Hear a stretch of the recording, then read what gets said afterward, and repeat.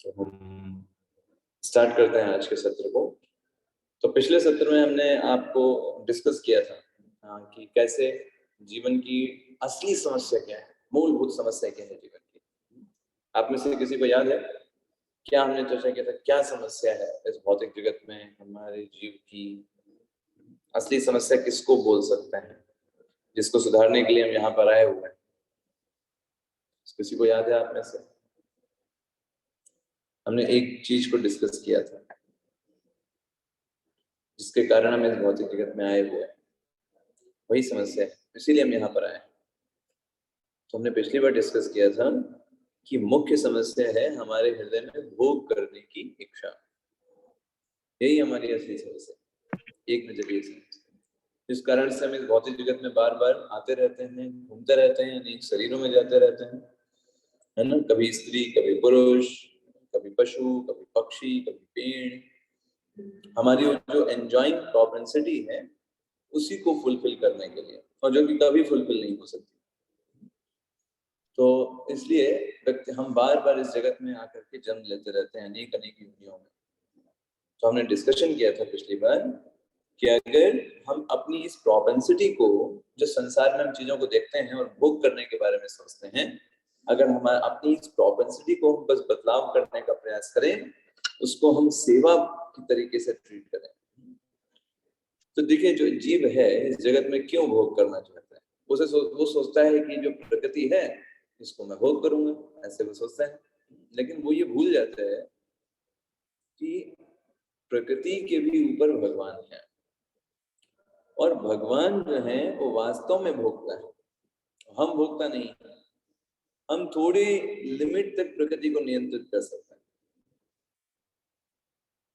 लेकिन भगवान प्रकृति के वास्तविक स्वामी, और हम भी भगवान की ही प्रकृति है।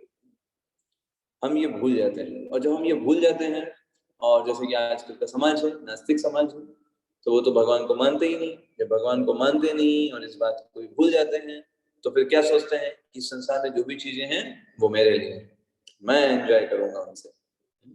परिवार के भी सभी सदस्यों को सोचते हैं कि वो मेरे एंजॉयमेंट के लिए, मेरी बात क्यों नहीं मान रहे, मैं जो कह रहा हूँ उस हिसाब से क्यों नहीं चला जा रहा है परिवार में, क्योंकि मैं ही सेंटर में हूँ। और आप देखोगे जब ये जो मेंटालिटी व्यक्ति के अंदर प्रवेश कर जाती है, खुद को, मैं को वो सेंटर में रखने की जो टेंडेंसी व्यक्ति के अंदर आ जाती है ना, हर जगह पर प्रॉब्लम होती है। वो कोई रिलेशनशिप नहीं अच्छा हो पाएगा, कभी भी परिवार में सही तरीके से एक प्रेम भरा आदान प्रदान नहीं हो पाएगा, क्योंकि हर जगह वो वही सोचेगा कि मेरे लिए क्या है, मैं कैसे आनंद भोग सकता हूँ। और आपको एक जनरल प्रिंसिपल बता दें, इस संसार में अगर किसी व्यक्ति को वास्तव में खुश रहना है, really want to be happy, try to be always selfless. जितना अधिक आप निस्वार्थ रहोगे, जितना कम आप स्वयं के बारे में सोचोगे, उतना अधिक आपको इस संसार में प्रेम मिलेगा। और जितना अधिक आप खुद के बारे में सोचोगे, मेरे को क्या मिलेगा, मेरा क्या इसमें है, उतना अधिक लोग आपसे नफरत करेंगे, लोग आपसे दूर रहेंगे, लोग आपको पसंद नहीं करेंगे। That is the nature of this material world. So हमने समझा कि कैसे अपनी उस निस्वार्थता को भगवान तक लेकर के जा सकते हैं। जब हमारी वही टेंडेंसी, हम भगवान को समस्त चीजों के आधार जो भगवान है उनकी प्रसन्नता के लिए प्रत्येक कार्य को करने का प्रयास करें, एक्चुअल में वो हम अपने लिए ही कर रहे हैं, भगवान को उसकी आवश्यकता नहीं है, लेकिन हमारे शुद्धिकरण के लिए हम उसको भगवान के लिए कर रहे हैं। जैसे फॉर एग्जाम्पल हम भगवान को भोग ऑफर करते हैं, भगवान को भोग खिलाते हैं, तो भगवान को उसकी आवश्यकता है या हमको आवश्यकता है? बताइए, किसको आवश्यकता है? भगवान को किसी चीज की आवश्यकता नहीं है प्रभु जी, वो तो आत्म संतुष्ट हैं। करेक्ट, भगवान आत्म संतुष्ट है, उनको किसी चीज की आवश्यकता नहीं। लेकिन जब व्यक्ति, हम जो है भगवान को कोई भोग ऑफर करते हैं, तो भगवान उसको प्रसाद बना करके हमारे फायदे के लिए करते हैं, उसको ग्रहण करते हैं। इसमें उनका कोई बेनिफिट नहीं है कि हम सोचे अरे हमने तो इतना बढ़िया पकवान बनाया है, भगवान जो है भगवान को इतना अच्छा खाने को नहीं मिलता होगा, तो भगवान के पास बहुत सारी करोड़ों करोड़ों लक्ष्मियां हैं जो अनंत पकवान बनाने में माहिर है। आपके भगवान को उनको नहीं चाहिए, लेकिन भगवान की खासियत क्या है, भगवान पकवान नहीं हमारा भाव खाता है। भावग्राही जनार्दना, वो ये देखते हैं कि इस व्यक्ति के अंदर इच्छा है कि मैं लूं, और इसलिए भगवान लेते हैं। जैसे कभी कोई छोटा बच्चा होता है ना, वो 1-2 रुपए की चॉकलेट लेकर के आता है, पिताजी को बोलता है पापा पापा मैं आपके लिए चॉकलेट लेकर के आया, है ना? तो पिताजी ले लेते हैं प्रेम के कारण। ऐसा नहीं है कि पिताजी के पास पैसे नहीं है ना, वो 1 रुपए की चॉकलेट बच्चा लेकर के आया तो अब पिताजी कहे चलो आज का तो हो गया हमारा। ऐसा नहीं है, पिताजी के पास तो हजारों रुपए हैं, वो एक क्या हजारों चॉकलेट ले सकते, लेकिन वो बच्चे का प्रेम देखते हैं कि बच्चा प्रेम पूर्वक मुझे खिलाना चाहता है, उसकी इच्छा है कि मैं खाऊं, तो पिताजी प्रेम पूर्वक खा लेते हैं उस बच्चे की प्रसन्नता के लिए। तो ऐसे ही हम जो कुछ भी भगवान की सेवाएं करते हैं, हम कहते हैं हम भगवान की प्रसन्नता के लिए कर रहे हैं, हम जब भगवान की प्रसन्नता के लिए कर रहे हैं, तो एक्चुअल में वो हमारे लिए ही है, हमारे ही शुद्धिकरण के लिए, है ना? और साथ साथ में भगवान को प्रसन्नता क्या होती है कि हम शुद्ध हो रहे हैं, ये भगवान की प्रसन्नता है। जैसे एक पिता है ना, ऐसे बच्चे, खराब बच्चा हो, परेशान कर रहा हो, हर तरीके से उपद्रव मचा रहा हो, अगर वो सुधरने लग गए हैं तो पिताजी को प्रसन्नता होती है कि चलो अब ये सही लाइन पर आ रहा है। ऐसे ही भगवान की प्रसन्नता वो है कि हम एक अच्छे व्यक्ति बने और सभी लोगों को एक अच्छा व्यक्ति बनने के लिए प्रेरणा दें, एक एग्जाम्पल सेट करें, वो भगवान की प्रसन्नता है।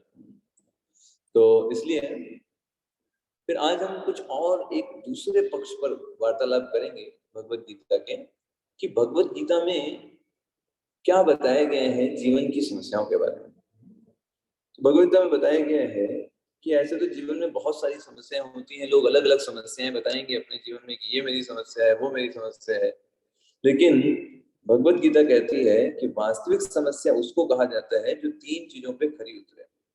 तो वो 3 चीजें क्या हैं, है ना, हम देखेंगे। वो पैरामीटर्स क्या हैं जिनको कहा जाता है कि जो भगवत गीता के लिए आप बोल सकते हो पैरामीटर्स हैं। तो आपको स्क्रीन पर दिखाई दे रहा है? जी प्रभु जी। हाँ। तो यहाँ पर भगवत गीता कहती है कि एक्चुअली में वास्तविक समस्या उसको माना जाएगा जो 3 पैरामीटर्स पर खरी उतरे, जो सबके लिए समान हो, जिसको कोई चाहता भी ना हो, और तीसरा क्या है, कोई इनसे बच नहीं सकता। हाँ, कोई इनसे बच भी नहीं सकता है। मतलब क्या है, समस्या ऐसी होनी चाहिए जो सब पर अप्लाई हो, ये नहीं कि अमीर को नहीं होगा गरीब को ही होगा सब, या कोई प्रधानमंत्री को नहीं होगा कोई राह चलते भिखारी को ही होगा, नहीं, सबके लिए समान होना चाहिए, तब वो समस्या है।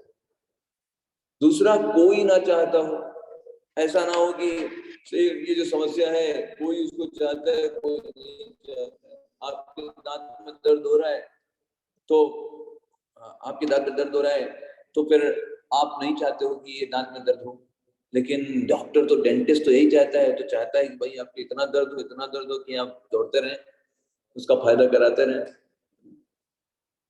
तो ऐसे ही जब बारिश होती है तो हम नहीं चाहते बारिश हो, लेकिन जब छाता बेचने वाला होता है वो सोचता है बारिश हो और बारिश हो, तभी तो हमको लोग छाता खरीदेंगे, वरना छाता क्यों खरीदेंगे, है ना?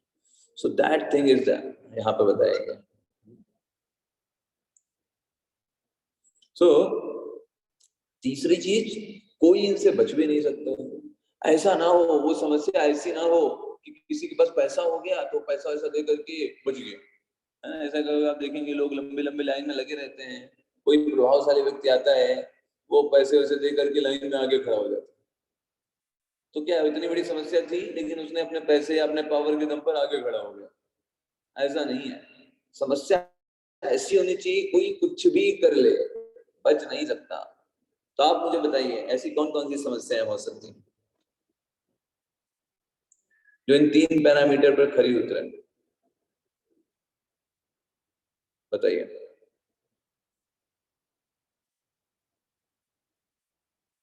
कौन कौन सी ऐसी समस्याएं हो सकती हैं जो सबके लिए हो, कोई ना चाहता हो, और कोई उनसे बच भी नहीं सकता। ओके, मैसेज में हमें बताया है मिली माता रोग, जी, प्रभु जी रोग। रोग।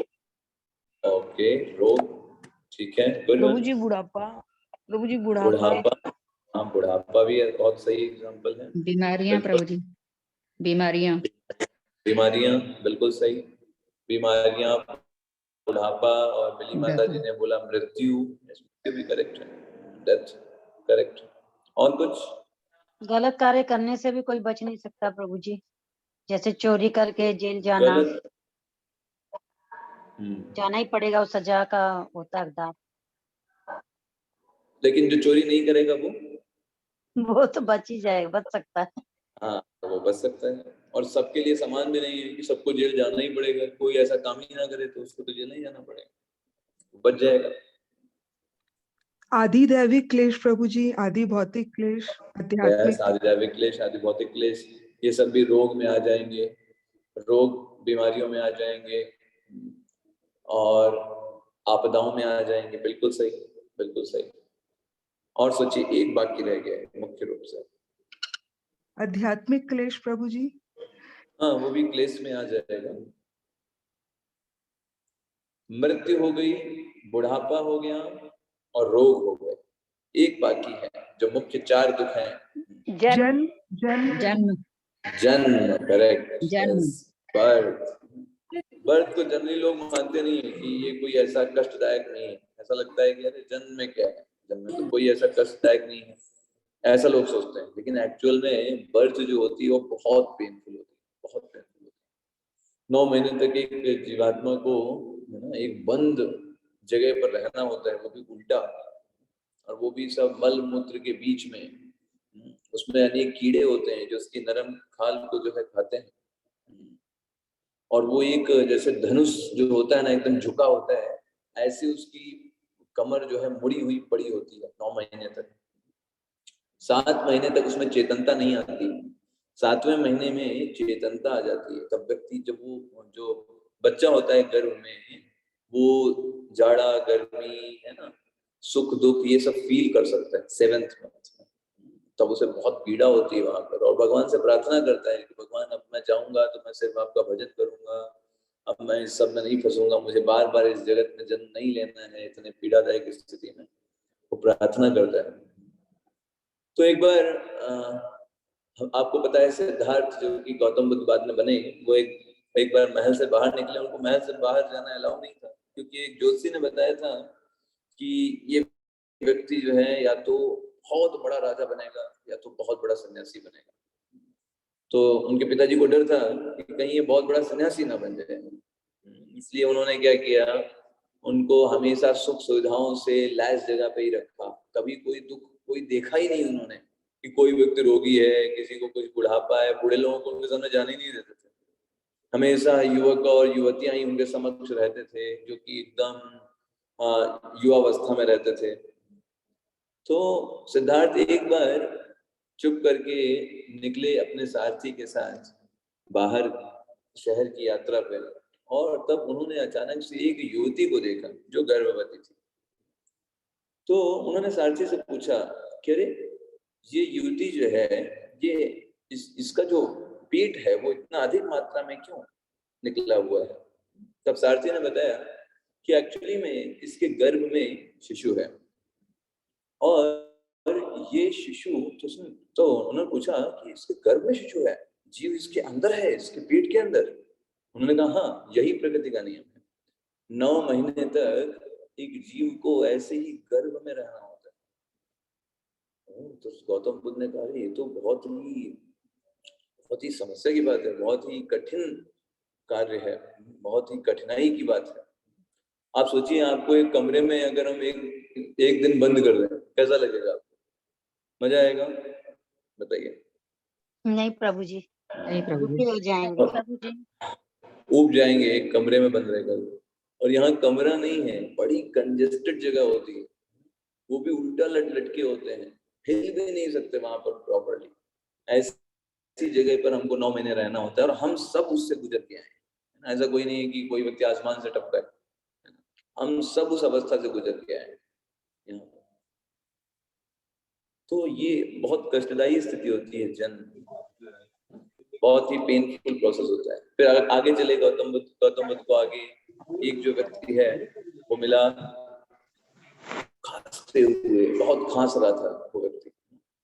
तो इसने गौतम बुद्ध ने बोला, ये व्यक्ति ऐसे क्यों कर रहा है, इतना खांस क्यों रहा है, इतना दुखी क्यों दिख रहा है? तो उन्होंने बताया इसको जो है बीमारी है, इसको रोग हो गया अस्थमा का। तुम लोग ये रोग क्या होता है? तो उन्होंने कहा रोग ये होता है जो हमको मटेरियल बॉडी मिली है, ये मटेरियल बॉडी जो होती है कभी कभी डिसफंक्शन हो जाती है, इसमें कोई ना कोई समस्याएं आ जाती हैं, रोग आ जाता है, व्यक्ति को अच्छा फील नहीं होता है, डिसईज बोलते हैं। डिसईज, ईज मतलब आराम से, डिसईज मतलब जब आराम से नहीं रह सकते, तो उसको रोग बोलते हैं। और ये भी लोगों को होता है। देखा रे, ये तो बहुत ही कठिन, बहुत ही दुख भरी स्थिति है इसकी। थोड़ी देर आगे गए तो देखा एक व्यक्ति एकदम उसकी कमर मुड़ गई थी, उसको चला नहीं जा रहा था, डंडी से ऐसे झुक झुक करके चल रहा था। गौतम बुद्ध ने कहा ये कौन सा प्राणी है? तो उन्होंने बोला ये प्राणी नहीं, ये भी मनुष्य है। एक स्थिति सारे लोगों की ऐसी आती है कि उनका जो शरीर, जो युवावस्था में सोचते हैं, कूदते रहते हैं, फांदते रहते हैं, बड़े बड़े काम कर देते हैं, बूढ़े होने पे कुछ भी, खुद से पानी भी नहीं पी पाते। तो खुद से पानी नहीं पी पाते, हाँ, खुद से भी चला भी नहीं जाता उनसे, बाकी चीजें तो दूसरी बात है। वही जो युवावस्था में सोचते हैं कि हम कुछ भी कर लेंगे। तो गौतम बुद्ध ने कहा, अरे ये तो इतनी 3 समस्याएं मैंने देख लिया इतनी देर में ही। थोड़ी दूर पे और गए गौतम बुद्ध आगे, तो देखा 4 लोग एक व्यक्ति को जो है कंधे पर ले जा रहे थे, बोल रहे थे राम नाम सत्य है, राम नाम सत्य है। बोला ये भाई इस व्यक्ति को लिटा करके ऊपर करके क्यों लेके जा रहे हैं, क्या समस्या, चल नहीं पाता है क्या वो? तो सारथी ने बताया ये मृत्यु है और ये सबको आती है। तो मुझे भी आएगी क्या? आपको भी आएगी। गौतम बुद्ध ने बोला, अरे मुझे भी आएगी तो फिर उसके बाद मैं कहाँ जाऊंगा? तो कहा ये तो आपके ऊपर डिपेंड करता है कि आपने किस प्रकार का जीवन जिया है। तो गौतम बुद्ध ने बोला कि मुझे फिर इसके लिए प्रयास करना चाहिए। जब मुझे पता है कि मुझे यहाँ पर सब कुछ छोड़ करके जाना है, कुछ भी चीज मैं अपने साथ लेकर के नहीं जा सकता यहाँ से, तो मैंने फिर अगले जीवन के लिए क्या तैयारी किया, मैंने कुछ क्या क्या है मैंने अगले जीवन के लिए, और उसके लिए मुझे क्यों नहीं प्रयास करना चाहिए। इस तरीके से गौतम बुद्ध जो है उनको ज्ञान की प्राप्ति हुई और वो तुरंत महल लौट आए और उन्होंने सारी उसके आगे उन्होंने प्रयास किया उस चीज के लिए। तो कहने का आशय क्या है, ये 4 जो समस्याएं हैं ये मुख्य रूप से कहलाती हैं वास्तविक समस्याएं, इनको बोलते हैं, जिनको सब के लिए समान है, कोई नहीं चाहता है और इनसे कोई नहीं बच सकता। तो पहली वास्तविक समस्या क्या है, क्या दिख रहा है आपको? जन्म, जन्म, ये पहली समस्या है। दूसरी समस्या जरा, बुढ़ापा, हाँ, बुढ़ापा, जरा। आप देखो कोई भी व्यक्ति बूढ़ा नहीं होना चाहता। आप किसी व्यक्ति, युवा व्यक्ति से मिलिए, उससे बोलिए कि मैं तुमको 10 करोड़ रुपए दूंगा, बस तुम बूढ़े हो जाओगे, मतलब पानी भी पीने के लिए तुमको दूसरे के ऊपर डिपेंडेंट रहना होगा। वो बोलेगा रखो अपने रुपए, ठीक है, हमें नहीं बूढ़ा होना।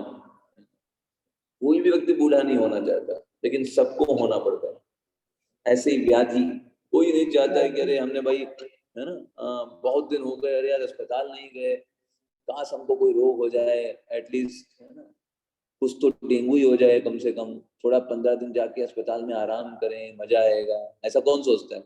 सोचता है कोई क्या? कोई नहीं प्रभु जी, कोई नहीं, कोई नहीं सोचता।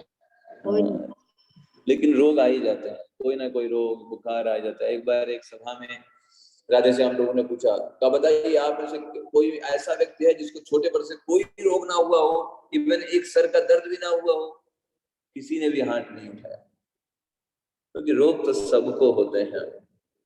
और सबसे लास्ट में मृत्यु, ये शरीर जिसके लिए हम पूरे जीवन भर जिसको लक्ष्य मान करके जिसके सेटिस्फैक्शन के लिए काम करते रहते हैं, वो हमारा साथ छोड़ देता है। तो ये 4 चीजें भगवान भगवत गीता के 13वें अध्याय के 8वें श्लोक से 12वें श्लोक के बीच में बताते हैं। जन्म मृत्यु जरा व्याधि दुख दोषानुदर्शनम, ये जो 4 चीजें हैं ये वास्तविक रूप से हमारी असली समस्या है। आइए जन्म को देखते हैं कैसे असली समस्या है।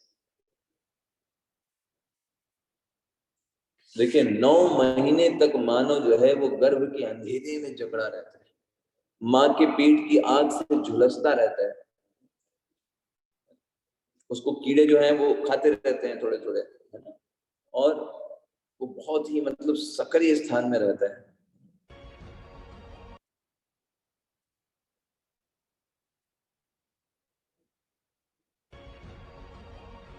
आपको आवाज आ रही है? जी प्रभु जी। आ रही है प्रभु जी। आ रही है। ओके, इसको जरा मैं प्ले करता हूँ।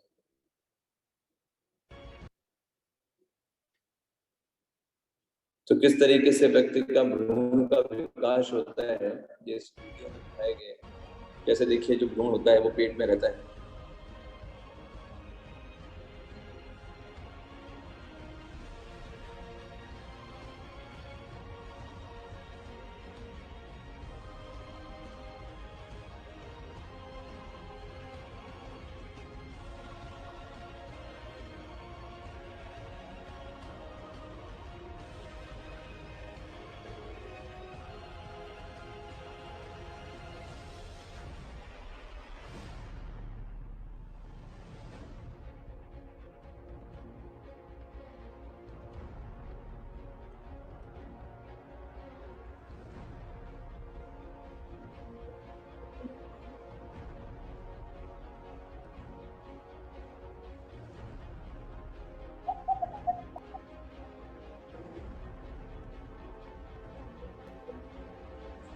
सो बहुत ही प्रिकेरियस कंडीशन रहती है। ऐसे ही अगला क्या दिख रहा है आपको? बुढ़ापा। बुढ़ापा। यस, कोई भी व्यक्ति बूढ़ा नहीं होना चाहता है। नोबडी वांट्स कि वो बूढ़ा हो जाए, है ना, और उसको इस तरीके से दिखे। हर कोई व्यक्ति युवा रहना चाहता है, लेकिन हर किसी व्यक्ति को बूढ़ा होना पड़ता है। आप देखिए लोग बूढ़े ना हो इसके लिए ही पूरी कॉस्मेटिक इंडस्ट्री जो है वो वर्क कर रही है। पूरा कॉस्मेटिक इंडस्ट्री क्यों वर्क कर रही है? इतने सारे है ना लोग कार्य कर रहे हैं, उसके पीछे पर्पस सिर्फ एक ही है, लोग चाहते हैं कि वो बूढ़े ना हो। व्यक्ति देखिए आप, अगर आप एक जर्नल एक कॉन्सर्ट भी लेंगे, लोग देखिए बड़े बड़े पर्यटक स्थानों में जाते हैं, वहां जाकर के फोटोज खींचते हैं। क्यों खींचते हैं फोटोज? क्योंकि उनको पता है कि जैसे वो अभी दिख रहे हैं बाद में नहीं दिखने वाले, तो एटलीस्ट वो अपने बाद के लोगों को दिखा सकें कि देखो हम कितने सुंदर दिखते थे हम जब युवावस्था में थे। लोग इसीलिए फोटो खिंचवाते हैं या फोटो खींचते हैं। उनको पता है कि वो हमेशा रहने वाले नहीं हैं, उनकी युवावस्था उनका सौंदर्य वो हमेशा रहने वाला नहीं। तो ये बुढ़ापा भी एक बहुत बड़ी समस्या है, कोई भी उसको चाहता नहीं है ना, लेकिन फिर भी ये सबको आता है और कोई बच नहीं सकता। चाहे मुकेश अंबानी हो, टाटा बिरला हो, सबको बुढ़ापा से गुजरना पड़ेगा। और उसकी कोई ऐसी दवाई नहीं है कि हम ये दवाई खा लेंगे तो बुढ़ापा नहीं आएगा ना, सबको आएगा। That is the old age, है ना, इसको बोलते हैं ओल्ड एज। ओल्ड एज वास्तव में भी ये भी बहुत बड़ी समस्या है, आप एक बोल सकते हैं, है ना। उसके बाद अगली समस्या क्या है? वो है रोग। कोई भी नहीं चाहता है कि उसको रोग हो, व्याधियां। आप देखो इस संसार में कितनी व्याधियां। अब देखिए हमारे शरीर में जितने भी अंग है ना, हर अंग की कोई ना कोई व्याधि है, और उसके हर एक अंग के स्पेशलिस्ट बैठे हुए हैं मार्केट में, है ना। आप बताओ कोई ऐसा अंग है जिसका कोई स्पेशलिस्ट ना हो या जिसके लिए डॉक्टर एग्जिस्ट ना करते हो, और बोल दो नहीं ये अंग ऐसा है कि इसके लिए कोई बीमारी नहीं है? बताइए, बोल सकते हैं ऐसा कुछ? नहीं। आप देखेंगे इतने सारे डॉक्टर हर एक अंग के उपचार के लिए बैठे हुए हैं। What does it shows? ये क्या प्रदर्शित करता है? ये प्रदर्शित करता है कि वो लोग इसीलिए तो हैं क्योंकि उनका व्यापार चल रहा है। मान लो उनके पास कोई ग्राहक ही नहीं आ रहा है, तो क्यों वो दुकान खोले बैठे हैं? इसका मतलब है उनके पास ग्राहक आ रहे हैं, इसका मतलब रोग एग्जिस्ट करते हैं, रोग एग्जिस्ट कर रहे हैं, लोगों को रोग हो रहे हैं, लोग उनके पास जा रहे हैं, इसीलिए उनका व्यापार चल रहा है। Getting my point? यस। इसलिए आप देखिए आंख का डॉक्टर, कान का डॉक्टर, नाक का डॉक्टर, गले का डॉक्टर, त्वचा का डॉक्टर, है ना, हृदय का डॉक्टर, है ना, किडनी का डॉक्टर, सारे स्पेशलिस्ट हैं, दिमाग का डॉक्टर अलग होते हैं, और लोग जा रहे हैं, लाइन लगी हुई है उनके। मतलब क्या है, लोगों को इतने सारे रोग हो रहे हैं। That is a disease. And the fourth one is mrityu. Yes, mrityu, death. Death is the greatest wonder in this world. एक झटका और सब कुछ अलग, सारी चीजें हमसे अलग। तो मृत्यु जो है वो भी कोई नहीं चाहता इस संसार में। आप किसी बूढ़े व्यक्ति से बोलोगे, अरे आप तो अभी बूढ़े हो गए, अरे आपने तो पूरा संसार भी देख लिया, आपने तो सब कुछ कर लिया, आपके तो पोते नाती पोते पोतों की भी शादी हो गई, बोलो आप मृत्यु प्राप्त करना चाहते हो? तो कभी कभी व्यक्ति बोल देता है, हाँ अब तो हम चाहते हैं कि भाई ये शरीर छोड़ दें, लेकिन एक्चुअली वो मृत्यु नहीं चाहते हैं, उस शरीर से छुटकारा पाना चाहते हैं, क्योंकि शरीर कष्टदायक हो जाता है बुढ़ापे में। अगर शरीर चुस्त दुरुस्त तंदुरुस्त रहे, व्यक्ति कभी भी मृत्यु को प्राप्त नहीं करना चाहता। और क्यों नहीं चाहता व्यक्ति? सिंपल सा है, क्योंकि वास्तव में मृत्यु हमारी होती ही नहीं है। और जब कभी, क्योंकि मृत्यु तो शरीर की होती है और हम तो कभी मरते हैं नहीं, तो हमको इसलिए हमेशा लगता है नहीं नहीं मृत्यु नहीं होनी चाहिए, मृत्यु नहीं होनी चाहिए, हमें मुझे जिंदा रहना है। ये टेंडेंसी क्यों है? क्योंकि वास्तव में हम जिंदा रहते हैं, वास्तव में हमारी वास्तविक स्थिति जिंदा रहने की ही है। लेकिन हम अभी ऐसी कंडीशन में आ गए हैं जहां पर हम अपने आप को शरीर मान करके इतने एनग्रॉस्ड हो गए हैं कि मृत्यु के नाम से डर लगता है।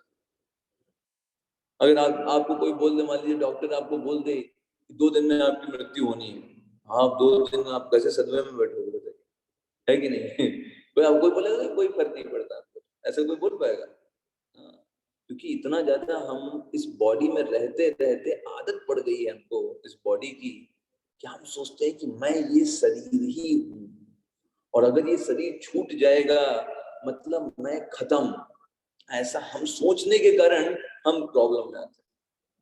भगवान भगवत गीता में ही समझाते हैं, स्पष्ट तरीके से बताते हैं, देहिनो अस्मिन् यथा देहे कौमारम यौवनम जरा। भगवान दूसरे अध्याय के 13वें श्लोक में बोलते हैं, देखो भाई शरीर जैसे जो है बचपन में छोटा था, कौमार अवस्था में आ गया ना, तो बचपन का शरीर कहाँ गया? मर गया। कहाँ है वो बचपन का शरीर? मर गया ना, नाउ डेड। कोई कहे नहीं वो बचपन का शरीर दिखाओ जो तुम्हारा बचपन वाला शरीर था, कहाँ है? डेथ हो गई उसकी।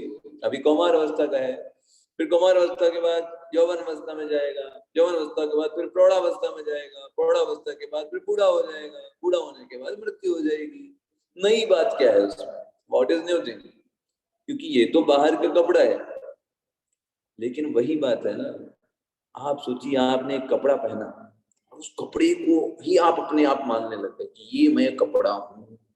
अब कपड़ा अगर मान लीजिए फट गया तो आप ले करके कपड़ा रो रहे हो, अरे अब क्या होगा, कपड़ा फट गया। अरे भाई तो दूसरा कपड़ा पहनो, है ना, क्योंकि ये तुम नहीं थे। लेकिन व्यक्ति इतना ज्यादा बॉडी को इंग्रॉस्ड हो जाता है ना, इवन रिलेटिव्स की भी डेथ होने पर या फिर कोई दूर के व्यक्ति की भी डेथ होने पर व्यक्ति सदमे में चला जाता है, क्योंकि लैक ऑफ नॉलेज। जो व्यक्ति सही से जिसने ज्ञान को अर्जित किया है, वो सही चीज के लिए दुखी होगा, ये चीज के लिए नहीं कि अरे अब नहीं रहे। अरे नहीं रहे क्या मतलब? नहीं रहेगा क्या मतलब है? इसका मतलब आप जानते ही नहीं आत्मा के बारे में। सही चीज के लिए रोना चाहिए। सही चीज के लिए क्या रोना चाहिए? ये रोना चाहिए कि ये व्यक्ति को हमें भगवान का ज्ञान नहीं दे पाया, काश इसने भक्ति कर लिया होता, काश मेरे पास अच्छे से समय होता, मैं इसको भक्ति के बारे में बता पाता, भगवान की सेवा करने को मौके दे पाता है इसको। इस चीज के लिए रोना चाहिए, इस चीज के लिए रोना चाहिए कि इसका और हमको संग मिल पाता और अच्छे से हम भगवान के बारे में डिस्कशन कर पाते। अभी ये व्यक्ति पता नहीं कहाँ गया हो, किस योनि में गया हो, इस चीज के लिए रोना चाहिए। व्यक्ति तो मरेंगे ही, व्यक्ति को तो शरीर छोड़ना ही है ना, हम थोड़ा ना यहाँ पे अभी पूरे शरीर में रहने आए हैं हमेशा के लिए, तो जाना ही, शरीर को छोड़ना ही है। युधिष्ठिर महाराज ने, जब यक्ष महाराज ने प्रश्न पूछा कि इस दुनिया का सबसे बड़ा आश्चर्य क्या है, तो युधिष्ठिर महाराज ने इसी को सबसे बड़ा आश्चर्य बताया। कहा दुनिया में लोग प्रत्येक, देखिए आप न्यूज़पेपर उठाइए, हर दिन हजारों लोग मरते हैं कि नहीं मरते? एवरी डे कहीं कोई एक्सीडेंट हो गया, बाइक से जा रहे थे, बाइक स्लिप कर गई, कार से टकरा गई, उसमें देहांत हो गया, ट्रेन टकरा गई, उसमें लोग सो रहे थे स्लीपर बोगी में, मर गए। एरोप्लेन पे जा रहे थे बढ़िया से बिजनेस क्लास में, क्रैश हुआ तो हड्डी तक नहीं मिली। ठीक है, हर दिन हम सुनते हैं कि लोग हैं वो मृत्यु का शिकार हो रहे हैं। युधिष्ठिर महाराज ने क्या बताया कि आश्चर्य क्या है? आश्चर्य ये है कि व्यक्ति सुनता रहता है, देखता रहता है, लेकिन तब भी ये मान करके बैठा रहता है कि वो उसका शरीर नहीं मरेगा, वो तो 2-3 हजार साल तक के लिए है। ये सब बाहर दूसरे लोगों के लिए है। न्यूज में जो खबरें आती हैं वो दूसरे लोगों के लिए, हमारे लिए अप्लाई नहीं करती।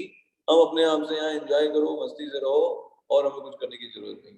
ऐसा सोचना यही सबसे बड़ा आश्चर्य है। इससे बड़ा और आश्चर्य क्या हो? Nothing is that greater than that.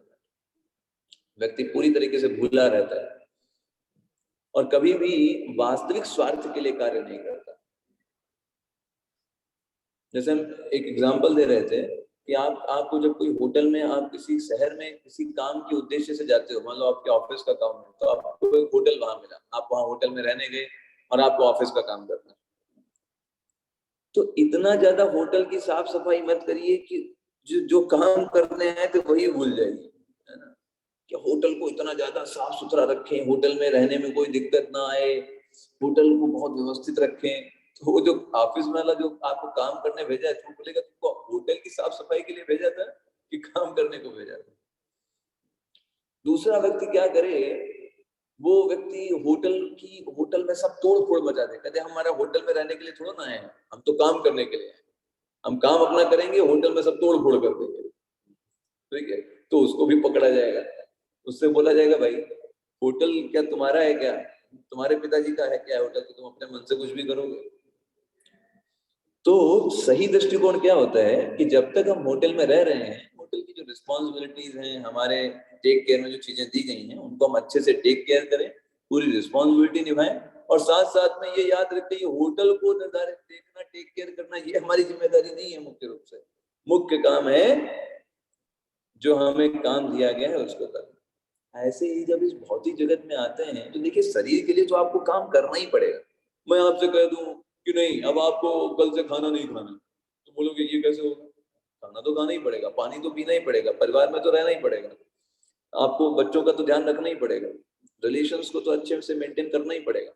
ये सब करना है, जिम्मेदारी पूर्वक करना है, बट ये जीवन का लक्ष्य नहीं है। लेकिन कोई इसको छोड़ नहीं सकता, है ना, कि नहीं हम ये करेंगे ही नहीं, हम तो बस भगवान की भक्ति करेंगे, है ना, हम तो परिवार की जिम्मेदारी नहीं उठाएंगे, हम बच्चों का ध्यान नहीं रखेंगे, हम तो भक्त हैं, हम तो डिवोटी हैं। नहीं, तो आप डिवोटी हैं तो क्या, पहले इंसान बने, इंसान बन करके जिम्मेदारियों को अच्छे से निभाते हुए फिर आप उस चीजों को ट्रांसेंड कर सकते हैं। आप उन चीजों को भगवान की प्रसन्नता के लिए करिए, इस तरीके से आप उन चीजों से ऊपर उठ जाएंगे। इसको बोलते हैं गुणों को पार करना। स्किप मेंटालिटी से कभी कोई भक्त नहीं बन सकता। स्किप मेंटालिटी मतलब कि भक्ति का बहाना बना करके जिम्मेदारियां नहीं निभा, कि अरे प्रभु जी हम तो भक्ति करते हैं, माला करते हैं, इसलिए हम ये नहीं करेंगे, हम परिवार के ध्यान नहीं रखेंगे, हम जॉब नहीं करेंगे। नहीं, स्किप मेंटालिटी। आपको सोचना चाहिए अगर आप भक्ति कर रहे हैं तो आपको भौतिक जिम्मेदारियां इतनी अच्छे से निभानी चाहिए, इतनी अच्छे से निभानी चाहिए कि जो लोग आपको देखें वो भक्त बन जाए, कहें यार ये देखो भक्ति कर रहा है, इतना बढ़िया से भक्ति भी कर रहा है, सारी जिम्मेदारियां भी बढ़िया से निभा रहा है, और हम तो ना भक्ति कर रहे हैं ना जिम्मेदारी अच्छे से निभा रहे हैं, तो हमसे अच्छा ये व्यक्ति है। और आपको देख करके प्रेरणा मान करके वो भक्ति करे, सोचिए। So that is the ideal example. तो मतलब आप होटल में गए, होटल की चीजों को जितना आवश्यक है आपने उतना मेंटेन किया, और मेन फोकस आपका काम में है। प्रभा जी हमेशा एग्जांपल देते थे कि आप जब कार से कहीं जाते हो तो आप ये नहीं कह सकते कि अरे कार में पेट्रोल नहीं डालेंगे, हमें तो काम करना है, हम तो काम के लिए जा रहे हैं, कार में पेट्रोल डालने से क्या होगा? तो कितनी बड़ी बेवकूफी होगी, है कि नहीं? कार में तो पेट्रोल डालना ही पड़ेगा ना, you can not skip that. तो हम तो भाई काम के लिए जा रहे थे, ठीक है थोड़ा ही पेट्रोल है, अरे उससे क्या फर्क पड़ता है, हम तो काम पे जा रहे हैं, काम हमारा मेन उद्देश्य है, पेट्रोल को क्यों डालना? तो फिर आप क्या होगा, रास्ते में पड़े हो गए और लक्ष्य तक ही नहीं पहुंचेंगे। ऐसे ही शरीर की देखभाल करना, परिवार की देखभाल करना, जिम्मेदारियों को निभाना, ये सब पेट्रोल के जैसा है। पेट्रोल डालना है क्योंकि लक्ष्य तक पहुंच पाए, ना कि पेट्रोल डालना ही हमारा उद्देश्य हो जाए। सुबह से शाम तक क्या कर रहे थे? बस वही पेट्रोल डाल रहे थे गाड़ी की सर्विसिंग करा रहे थे, गाड़ी की गद्दे साफ कर रहे थे। अच्छा, जो काम तुमको करने को दिया था नहीं, वो तो भूल गए क्योंकि इसमें ही मेंटेन होने में लग गए। तो दोनों चीजें अगर एक्सट्रीम में पहुंच जाएंगी तो दिक्कत हो जाएगी। तो भक्ति क्या है? भक्ति इज बैलेंसिंग द थिंग। जितना नेसेसिटी है उतना हम जिम्मेदारी निभाते हुए भगवान की सेवाओं को सेवा मान करके समस्त जिम्मेदारियों को निभा करके भगवान का नाम जप करें शांति पूर्वक। जब अच्छे से आप जिम्मेदारियां निभा लेंगे तो आप शांति पूर्वक भगवान का नाम ले सकते हैं। हरे कृष्ण कृष्ण कृष्ण हरे हरे, हरे राम राम राम हरे। और इस तरीके से भगवान से प्रेम पूर्वक चीजों को मांग सकते हैं। अगर देखिए आप इसकी मेंटालिटी अपनाओगे ना, आप देखो कभी कभी व्यक्ति इसकी मेंटालिटी अपनाता है कि वो छोड़ देता है जिम्मेदारियों को, सही से नहीं निभाता है, फिर भगवान से वो यही सब कुछ मांगेगा। कहेगा भगवान हमने तो ये काम अच्छे से नहीं किया है, भगवान हमको इसमें बचा लीजिए, भगवान हमको पैसे नहीं आ रहे हैं, हमने जॉब नहीं किया आपकी भक्ति के लिए तो हमको पैसे दे दीजिए, है ना। वो यही सब कुछ मांगता रहेगा भगवान से। वो भक्ति क्या मांगेगा? क्योंकि वो अभी तो इन्हीं सब चीजों को लेकर के वो मांग रहा है। देखिए आप याद रखिए, जो भगवान की सेवा करते हैं, भगवान की हम आराधना करते हैं, भौतिक चीजों के लिए नहीं करते। हम भगवान की सेवा करते हैं उनका शुद्ध दिव्य प्रेम प्राप्त करने, एक जो प्रेम होता है वो प्राप्त करने के लिए भगवान से। तो अगर आप अपनी जिम्मेदारियों को नहीं निभाएंगे, भौतिक जिम्मेदारियों को नहीं निभाएंगे और स्किप करेंगे भक्ति का नाम दे करके कि हम भैया भक्ति कर रहे हैं इसलिए हम जिम्मेदारी नहीं उठा रहे हैं, हम ध्यान नहीं रख रहे हैं, हम ये चीज छोड़ दे रहे हैं, तो क्या होगा? आप फिर उन चीजों के लिए ही भगवान से मांगते रहोगे। कभी भी फिर भक्ति की बात ही कहाँ आएगी? भक्ति तो तब आता है ना। देखिए भक्ति का सिंपल मतलब क्या है? प्रेम, प्रेम, दिव्य प्रेममयी सेवा, ये कहलाती है भक्ति। यस। तो मतलब क्या है? जब आप कोई काम प्रेम पूर्वक करते हो ना, उसको भक्ति बोलते हैं। जैसे एक माता जो होती है अपने पुत्र की सेवा करती है विदाउट एनी एक्सपेक्टेशन कि बच्चा बड़ा होगा, वो हमको कुछ खिलाएगा पिलाएगा, हमारा ध्यान रखेगा। ये सब माता थोड़ा ना सोचती है, वो तो बस सेवा करना चाहती है और उसको उसी में आनंद मिलता है। तो ये प्रभुपाद जी बताते हैं भौतिक जगत में सबसे बड़ा उदाहरण है निस्वार्थ सेवा करना। तो ऐसे ही जब हम भगवान की भक्ति कर रहे हैं, मतलब क्या है? हम भगवान की प्रसन्नता के लिए काम कर रहे हैं विदाउट एनी एक्सपेक्टेशन कि भगवान हमारे जीवन में आए, भगवान कोई चमत्कार करें, हम कोई काम ना करें तब भी भगवान उसका रिजल्ट हमको दे दें, हमारा ग्लोरिफिकेशन हो जाए, सब लोग कहें वाह बहुत बढ़िया प्रभु जी, बहुत बढ़िया माता जी, सब लोग हमारे गुणगान गाएं, इसलिए थोड़ा ना हम भक्ति कर रहे हैं। तो फिर उसमें निस्वार्थ कहाँ रहा? निस्वार्थ का मतलब है सब कुछ भगवान के लिए करें विदाउट एनी एक्सपेक्टेशन। हमें कुछ नहीं चाहिए रिटर्न में। आप हानि दो, लाभ दो, दुख दो, सुख दो, उससे अपने को फर्क नहीं पड़ता। हमें तो आपकी सेवा करनी है, आपकी प्रसन्नता के लिए। ये होता है भक्ति। लेकिन जब कोई इसकी मेंटालिटी अपनाएगा, वो शरीर का ध्यान नहीं देगा। मान लीजिए उसने शरीर का ध्यान नहीं दिया भक्ति के नाम पर कि हम भक्ति कर रहे हैं इसलिए हम शरीर का ध्यान नहीं देंगे, फिर कोई रोग हो जाएगा तो वही व्यक्ति फिर भगवान के पास जाएगा, कहेगा भगवान हमारा रोग दूर कर, तो बहुत कष्ट हो रहा है हम बात समझ रहे हैं? तो क्या होगा? भगवान से प्रेम मांगना चाहिए। वो व्यक्ति भी क्या मांगेगा कि भगवान मेरा रोग दूर कर दो, हमको डायबिटीज हो गया है, बहुत दर्द हो रहा है हमारे, वो कम कर दो। इन सब चीजों के लिए भगवान के पास जाएगा। क्यों? क्योंकि उसने सही तरीके से जिम्मेदारियों को नहीं निभाया, उसे ध्यान रखना चाहिए था। तो ये बहुत बैलेंसिंग चीज है। जब इन दोनों चीजों में हम बैलेंस करते हुए चलते हैं, ये समझ करके कि ये शरीर है, ये तो थोड़े समय के बाद नष्ट होना ही होना है, लेकिन फिर भी हमें भक्ति के लिए इसको प्रयोग करना है, इसलिए इसको भी हमें समय देना होगा, इसको भी हमें अच्छे से इसमें फ्यूल डालना है। ये कार के जैसा है। और हमारा डेस्टिनेशन मान लीजिए दिल्ली हमको जाना है, तो शरीर जो है वो कार के जैसा है। शरीर में भी हमको अच्छे से ईंधन डालना होगा ताकि दिल्ली तक हम सही सलामत पहुंच पाए, है ना। पता चले बीच रास्ते में ही वो गया, अभी चल ही नहीं रही है कार, अब तो रह गया। फिर ठीक है खड़े रहो, दूसरे का वेट करो, दूसरे से लिफ्ट लो, वैसे ही है। तो इसको हम एक टूल की तरह माने भगवान की सेवा को प्राप्त करने के। तो कभी हम एक्सट्रीम्स में मत जाएं। एक्सट्रीम्स में मतलब इतना ज्यादा हम करने लग जाएं कि हम भक्ति कर रहे हैं कि हम शरीर की और जिम्मेदारियों को ही भूल जाएं भौतिक रूप से। तो हम उतने बड़े भक्त हुए हैं नहीं। ऑब्वियस है बहुत सारे ऐसे भक्त हैं जैसे मीराबाई हुई, गोपियां हुई, है ना, तो वो सब भूल जाती हैं एक्चुअली, है ना। ऐसा नहीं है कि वो छोड़ती नहीं है, वो भूल जाती हैं भगवान की सेवा में। तो वो अलग स्तर है, वो उस स्तर पर हम अभी हैं। तो हमें अभी जिम्मेदारियों को निभाना है बहुत अच्छे से, और साथ साथ में फिर हमें ये समझ के कि इन जिम्मेदारियों को हम भगवान की सेवा के लिए निभा रहे हैं, और साथ साथ में अपने जो साधना है उसमें कभी कंप्रोमाइज नहीं करना है। साधना प्रत्येक दिन करनी है, और ये दिमाग से सोचना है, बुद्धि से सोचना है कैसे हमारी साधना कंप्रोमाइज ना हो और जिम्मेदारियां अच्छे से निभाएं। तो जब आप ऐसा सोचोगे भगवान आपको बुद्धि प्रदान करेंगे, जहां चाह वहां राह निकलेगा ऐसा, और आपकी साधना भी अच्छी होगी और जिम्मेदारियां भी आप अच्छे से निभाते हुए जीवन के लक्ष्य को प्राप्त कर पाएंगे। तो ये एक आप सीख सकते हैं इस सत्र से। तो आज हम इतना ही रखेंगे। तो आज हमने अगर एक समराइज करें, आज के सत्र में हमने सीखा कि 4 प्रकार की मुख्य समस्याएं होती हैं इस जिसको भी ये भौतिक शरीर प्राप्त हुआ, होना ही होना है।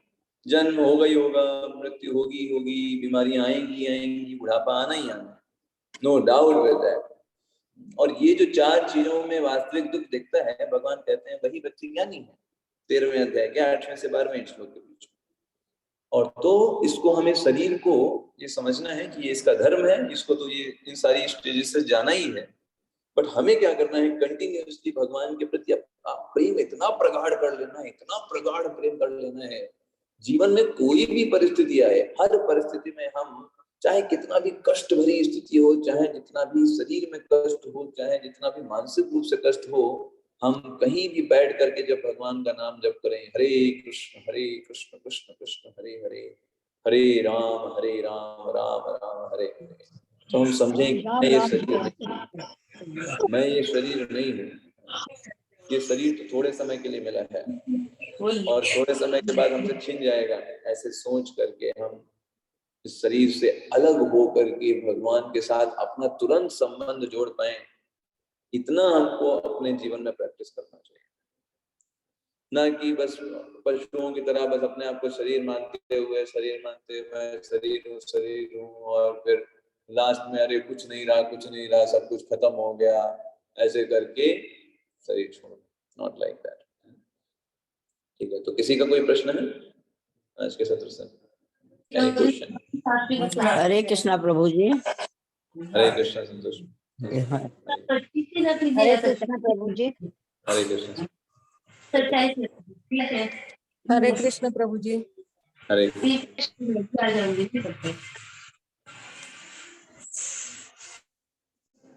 ठीक है, तो हम फिर यहाँ पे एंड करते हैं क्लास को। आपको कोई प्रश्न हो तो बाद में पूछ सकते हैं। हरे कृष्ण। हरे कृष्णा प्रभु जी, दंडवत प्रणाम।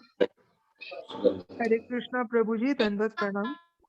हरे कृष्णा प्रभु जी, बहुत सुंदर सेशन, बहुत ही अच्छा लगा, बहुत बहुत धन्यवाद। हरे कृष्ण। हरे कृष्ण। भगवान ने ही बोला है सारे श्लोकों को, हम तो सिर्फ बता रहे हैं। ये सब बहुत हमारे लिए लर्निंग है, पूरा जीवन सीखना है। धीरे धीरे सीखेंगे, आगे बढ़ेंगे आप सब लोगों के संग में। हरे कृष्ण। हरे कृष्ण।